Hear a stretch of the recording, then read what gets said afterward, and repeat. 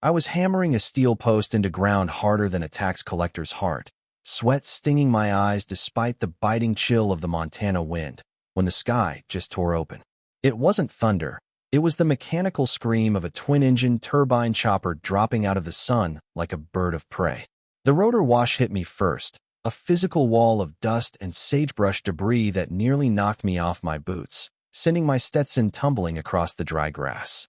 I shielded my eyes, squinting against the grit, watching this sleek, black machine settle on a patch of wildflowers I'd been admiring just 10 minutes prior. The skids hadn't even fully settled in the dirt before the side door slid open and a woman jumped out. She wasn't dressed for the Absarca wilderness. She was dressed for a boardroom in Manhattan. Black pantsuit, heels that cost more than my truck, and a look on her face that said she smelled something rotting, and that something was me. She marched right up to me, ignoring the spinning blades that were flattening the grass for 50 yards in every direction, and shoved a piece of thick, cream-colored paper toward my chest. "Cease operations immediately," she shouted over the engine whine, her voice thin and sharp. "You are trespassing on federal assets under the jurisdiction of the Bureau of Land Management. Drop the hammer, step away from the survey line." I didn't drop the hammer. In fact, I gripped it tighter, feeling the familiar vibration of the hickory handle, the only thing grounding me to the earth right then. "You're lost, lady," I yelled back. "This is private deeded land. Has been since '52. You're the one trespassing." She didn't even blink. She just smiled, a cold, practiced expression that didn't reach her eyes. "Not anymore, Mr. Reed. Or should I say squatter?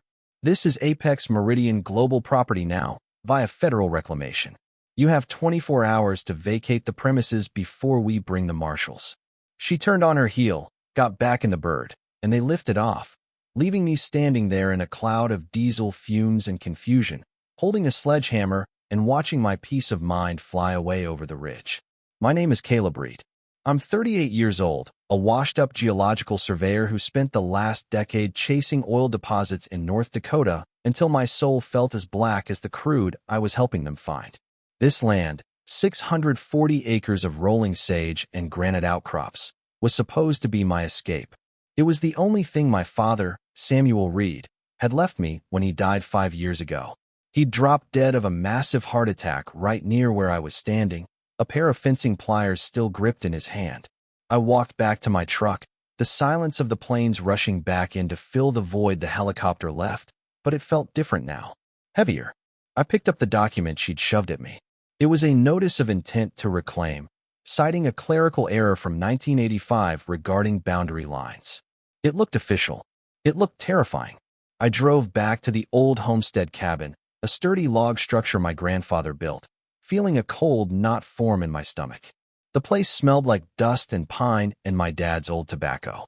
I sat at the kitchen table, the same table where I'd eaten breakfast before his funeral, and looked at the wooden box on the mantel. I hadn't touched it in 5 years. It was his doomsday box, he used to joke. I cracked the latch. Inside was the deed, yellowed and brittle, and a sealed manila envelope with my name, Caleb, scrawled in my dad's shaky block letters. Underneath, in smaller ink, it read, "Open only if the suits come knocking." My hands were shaking. I tore it open. Inside wasn't money or a confession of a secret family. It was a photocopy of a document from 1985, an agreement between my dad and the BLM, acknowledging a survey error but granting him the land in perpetuity in exchange for silence. And there was a note, written on lined paper. "Son, if you're reading this," they found out, "it's not about the grass. It's about what's under it. Don't trust the survey maps. Don't trust the county. And for God's sake, don't sell. They'll kill for this. Maybe they already have." That last line hit me like a physical blow. Maybe they already have. My dad was 62, healthy as a horse, walked 5 miles a day. The coroner said heart failure, but out here, coroners are elected, not appointed, and things get swept under the rug if the broom is big enough. I grabbed my phone and dialed the only lawyer I trusted, a man named Holloway who operated out of a converted barbershop in town. He was 80 if he was a day, smelled like peppermint and old law books, but he had a mind like a steel trap. "Caleb," Holloway rasped when he answered. "I was wondering when you'd call. I saw the helicopter from my office window. Heading your way. They served me, Holloway. A woman named Diane Sterling." Apex Meridian Global. There was a long pause on the line. Get to my office, Holloway said, his voice dropping an octave. And Caleb? Take the back roads. Don't let them see you leave. When I got to town, Holloway looked older than I remembered. He spread the papers out on his desk, his spotted hands tracing the lines of the 1985 agreement I'd found. This, Holloway said, tapping the photocopy, is a ghost. It shouldn't exist. The BLM doesn't make deals like this unless they're trying to hide a mistake so big it would end careers. Your dad kept this secret for 40 years. Diane Sterling said the land is federal, I said, pacing his small office. She said they're reclaiming it. It's a shell game, Holloway muttered. Apex Meridian isn't a land management company. I looked them up while you were driving over. They're a holding company registered in Delaware, subsidiary of a firm in Singapore. They don't want the land for grazing, Caleb. They want to strip it. Strip it for what? It's granite and sagebrush. Rare earth elements. Holloway said, looking at me over his spectacles. Neodymium. Dysprosium. The stuff they put in fighter jets and electric car batteries. China controls 90% of the market, and they're hungry for the rest. If your land is sitting on a deposit, it's not worth thousands. It's worth hundreds of millions. I felt the blood drain from my face. My dad wasn't just a rancher. He was sitting on a gold mine he never wanted to open, and he died protecting it. We need proof, I said. This photocopy isn't enough. It's a copy of a copy. We need the original surveyor, Holloway said. Elias Thorne. He's still alive, barely, living in a state facility 2 towns over. If anyone knows where the bodies are buried, it's him. We drove out the next morning. The facility was bleak, smelling of disinfectant and despair. Elias Thorne was in a wheelchair by the window, staring at a parking lot. He looked frail, skin like parchment paper, but when I told him who I was, Samuel Reed's son, his eyes snapped into focus.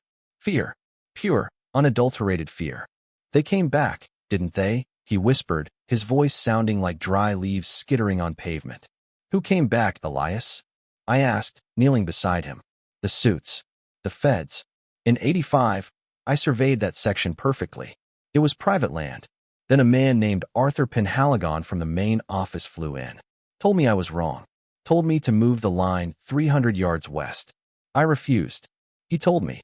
He told me my pension could disappear. My reputation could be ruined. He made me draw a new map. And my father? Travis knew, Elias said, tears welling in his milky eyes. He caught them taking soil samples. Penhaligon cut a deal. Said if Travis kept quiet about the minerals, he could keep the surface rights. But the minerals, the government wanted to keep that in their back pocket. Now, I guess they're cashing in. Elias, I said gently, I need you to testify. I need you to say that to a judge. He shook his head violently. They'll kill me, just like they did your dad. I froze. What do you know about my dad? He came to see me, Elias whispered. 2 weeks before he died. Said he saw drones. Said he saw trucks parked on the ridge at night. He was going to go public. He was going to break the agreement. And then poof. Heart attack.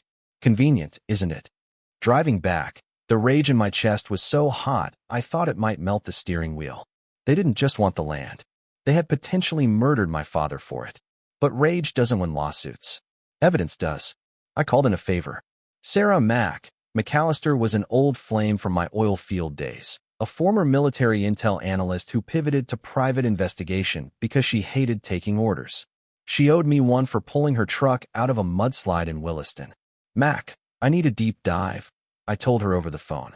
Apex Meridian Global, Diane Sterling, and a man named Arthur Penhaligon. Give me 48 hours, she said. And Caleb, watch your 6. If these guys are playing for rare earth minerals, they're playing for keeps. That night, I didn't sleep at the cabin.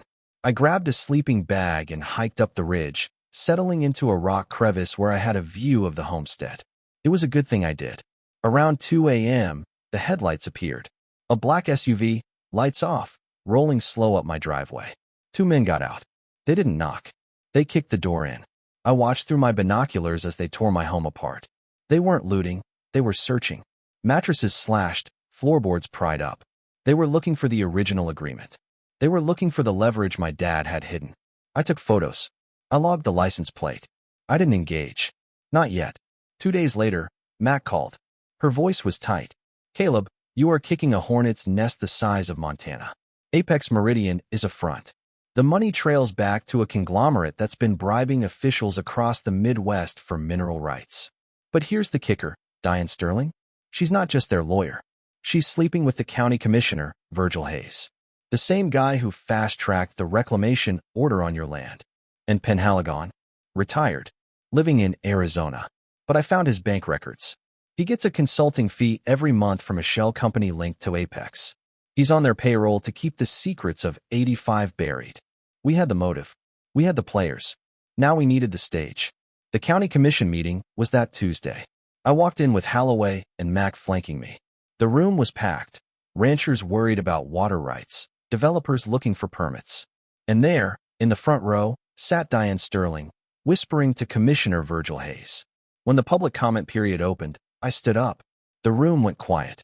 I looked like hell, 3 days of stubble, dirt on my jeans, but I walked to that podium like I owned the building. Mr. Reed, Commissioner Hayes said, looking annoyed. This is for zoning issues, not personal grievances. This is about the zoning of Section 12, I said, my voice projecting without the microphone. And it's about how you, Commissioner, accepted $50,000 in campaign donations from a company that doesn't exist to steal land from a family that's been here since before you were born. The room erupted. Hayes turned purple. Diane Sterling stood up, her face a mask of fury. This is slander. I demand this man be removed. I have the wire transfers, Virgil. I shouted over the noise, holding up the file Mac had compiled. I have the surveillance logs of Apex trucks on my land 3 weeks before my father died. And I have a sworn affidavit from the surveyor you bullied in 1985. I didn't, actually. Elias hadn't signed yet, but they didn't know that. The bluff hit them like a physical slap. Diane's eyes darted to Hayes. It was a micro-expression, a split second of panic. That was all I needed. I am filing a federal lawsuit tomorrow morning, I declared, staring straight into the news cameras at the back of the room. Quiet title action, conspiracy to defraud, and wrongful death. You want my land? Come and take it in court. The fallout was immediate. The local paper, owned by a buddy of Hayes, ran a hit piece the next day calling me a paranoid survivalist and claiming I was mentally unstable. I came home to find my fence cut in 4 places. Dead coyotes hung on my gate, a classic intimidation tactic. But they underestimated the one thing about people out here. We don't like bullies. Neighbors I hadn't spoken to in years started showing up. Old ranchers who knew my dad. They brought coffee, they brought shotguns, and they parked their trucks along my fence line. Let him try to land a chopper now, one of them said, spitting tobacco juice at the dirt. The trial date was expedited because of the public interest, meaning the media circus I'd started. We drew Judge Lorraine Vance, a woman known as the Icepick because she had zero patience for nonsense. The courtroom was packed. Diane Sterling brought a team of 5 lawyers. I had Holloway, who looked like he'd slept in his suit, and Mac, who looked ready to break someone's arm. Their argument was slick. They claimed the 1985 survey was fatally flawed, and that my dad was a squatter on federal land who had been graciously allowed to stay until his death. They painted me as a greedy heir trying to block strategic resource development. Then it was our turn. Holloway put Elias Thorne on the stand. We had to will him in. The defense objected to everything. His competency, his memory. But Judge Vance let him speak. They told me to move the line. Elias rasped, his voice trembling but clear in the silent room. Arthur Penhaligon said the minerals were national security. He said if I didn't change the map, I'd never work again. But I kept the original field notes. The defense table froze. This was the card we hadn't shown them. Elias reached into his jacket pocket and pulled out a small, leather-bound notebook. I kept them. October 14, 1985. The original coordinates. The land is private. Diane Sterling's face went white. She started whispering frantically to her lead counsel. But we weren't done. We called Arthur Penhaligon. Mac had tracked him down, and, well, let's just say she convinced him that perjury charges were worse than losing his consulting fee. He walked in, a broken man in an expensive suit. He didn't look at the defense table. Mr. Penhaligon, Holloway asked, "Did you authorize a secret agreement with Samuel Reed?" "I did," he said softly. "Why?" "Because we found neodymium deposits. High grade. We couldn't seize the land legally without a decade of court battles, so we..." We improvised. We let him stay, provided he never minded. The deal was, upon his death, the BLM would quietly reclaim it.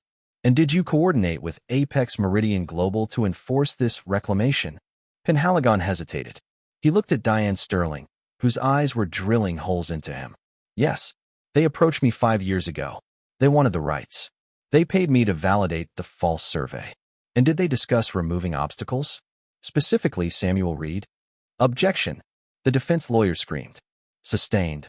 The judge said, but the jury had heard the question. The damage was done. Then came the climax. I took the stand. I wasn't a lawyer. I wasn't an expert. I was just a son. Mr. Reed. The corporate lawyer sneered during cross-examination. You claim you want to protect this land, yet you know it contains minerals worth $500 million. Isn't this just a shakedown? Aren't you just holding out for a bigger check? I looked at the jury. Regular people. A teacher, a mechanic, a nurse. My father died fixing a fence post on the South Ridge, I said quietly. He died with dirt under his fingernails and calluses on his hands. He knew what was under that grass. He knew he could have sold out and lived on a beach in Tahiti. But he didn't. Because some things aren't for sale. Some things you hold on to because they're the only real things left. He held the line. I'm just standing where he left off. The silence in that room was heavy enough to crush a man. The verdict took 4 hours. We won the quiet title. The land was declared irrevocably mine. We won the conspiracy claim. The jury awarded me $2 million in damages for the destruction of my property and the emotional distress. But the real victory came 2 weeks later. The FBI raided the offices of Apex Meridian. Diane Sterling was indicted for fraud and bribing a public official. Commissioner Hayes resigned in disgrace before they could cuff him. And the wrongful death? That's still an open investigation. But with the spotlight we shined on it, they exhumed my father's body. They found traces of a digitalis-based compound, something that mimics a heart attack but leaves a chemical signature if you look deep enough. It's a homicide case now. I stood on the porch of the cabin a month after the trial. The wind was blowing, cold and clean. The new fence was up, straight, tight, built to last 100 years. I had the check for the damages on the table. It was a lot of money. Enough to leave, enough to start over anywhere. Instead, I called a land trust lawyer. I want to file a conservation easement, I told him. Strict. No mining. No subdivision.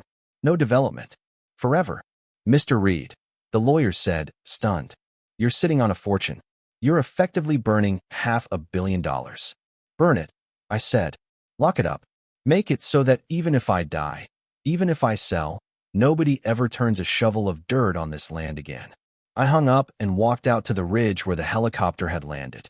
The grass was growing back, covering the scars. I thought about my dad. I thought about the secret he carried for 40 years, the burden of knowing he was sitting on a treasure chest he refused to open because he valued the chest more than the gold. People ask me if I feel safe now. The answer is no.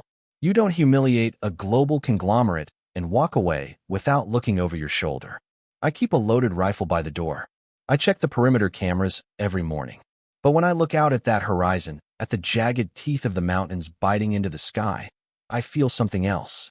I feel clean. There's a war coming, folks. A war for resources, for water, for the very ground we stand on. They'll come with lawyers, they'll come with helicopters, and they'll come with checkbooks. They'll tell you that progress is inevitable, that your little patch of earth doesn't matter in the grand scheme of things.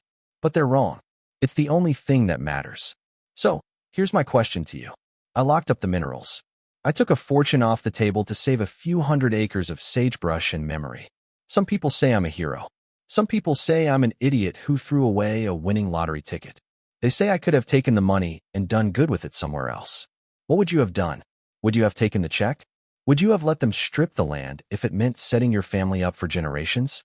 Or is there a line you won't cross, no matter how many zeros they put on the paper? Let me know in the comments. I'm going to go check the fence.